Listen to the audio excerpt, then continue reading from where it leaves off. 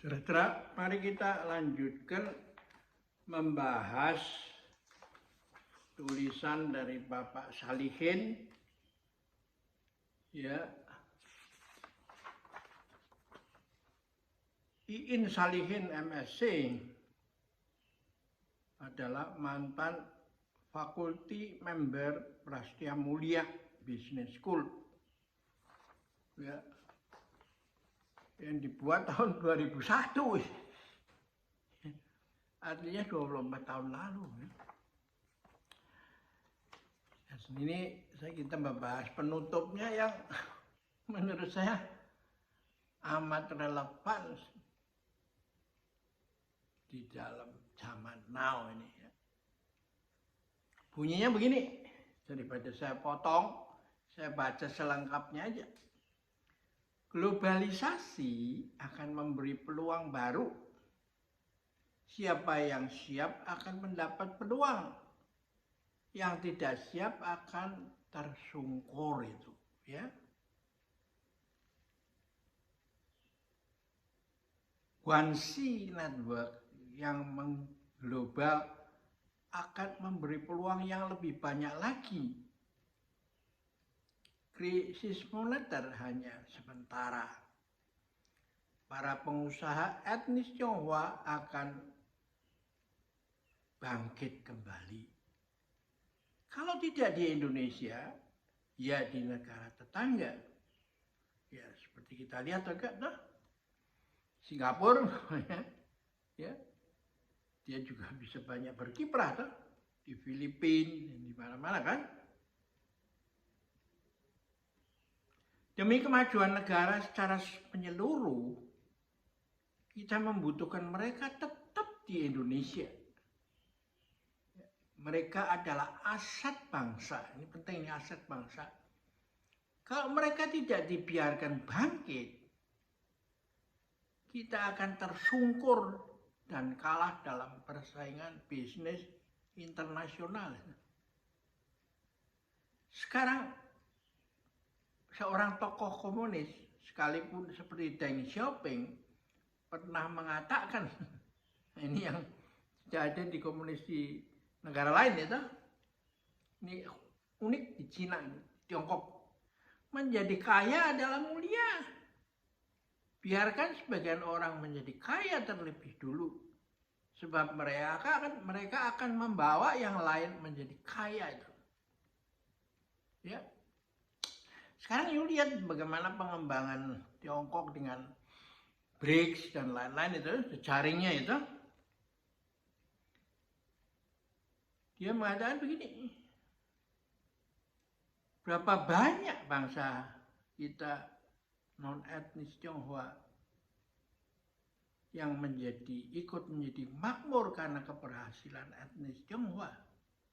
Mereka adalah sebagai pemasok, pemborong, direktur, manajer, insinyur, akuntan, sampai karyawan biasa. Masihkah kita ingin menghancurkan mereka agar mereka pindah ke negeri lain? Mengapa kita tidak belajar dari budaya mereka dan mencontohnya? Kita harus sadar bahwa budaya itu abstrak dan tidak bisa dibunuh, ya, dibakar atau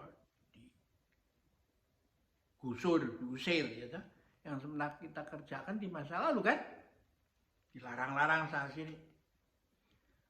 Budaya itu harus kita manfaatkan demi seluruh rakyat Indonesia. Tidak ada buruknya bila semua rakyat Indonesia menjadi kakek-kakek bodoh, ya.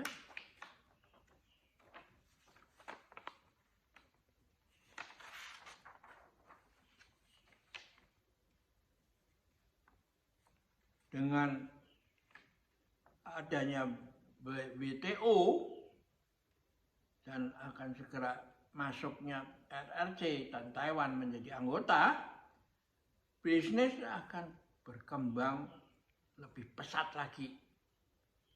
Bagi pengusaha etnis Tionghoa, peluang ini akan menjadi lebih banyak lagi. Pengusaha yang berhasil akan bertambah kaya. Orang akan semakin gigih mencari keuntungan. Dalam situasi demikian, akan ada sebagian orang yang lupa akan tujuan hidupnya. Mereka hanya ingat akan uang. Tujuan hidupnya mencari uang. Hidup untuk uang. Ya, nah, biarin aja tuh. Asal dia memberi manfaat kepada sekitarnya, kan?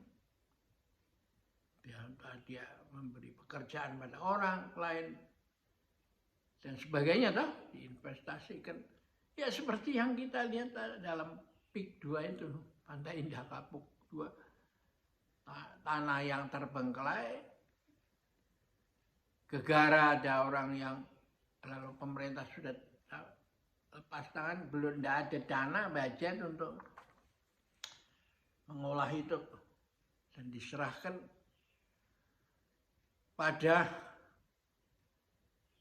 pengusaha Tionghoa untuk mengolahnya. Dan setelah menjadi proyek yang demikian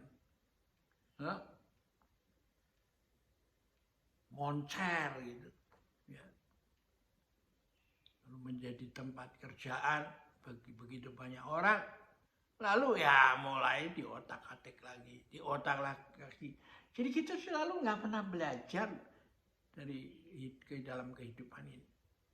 Kita lagi-lagi ya masih kalah sama keledai yang tidak pernah terprosok pada lubang yang sama. Ya, coba kita renungkan konsep ini ya. Jadi kawasan ASEAN berkaitan yang terletak di dekat dengan Tiongkok dan India yang jumlah penduduk yang dua ini 1,5 hampir 2,5, ya hampir 2, sebentar lagi juga menjadi 3 miliar itu, menjadi 30% penduduk dunia, kan? Tambah dengan penduduk ASEAN dan lalu tergabung lagi dengan Australia, ini akan menjadi sesuatu yang menarik. Pertumbuhan ini ya akan terus berkembang, kan? Kenapa? Karena mereka itu ya hidup itu yang perlu ya harus ada bisnis. Kalau ada bisnis ya nggak ada kehidupan. Oke, kita akhirin dulu sampai sini dan kita lanjutkan lagi ya dengan tema-tema yang menarik. Sampai jumpa lagi.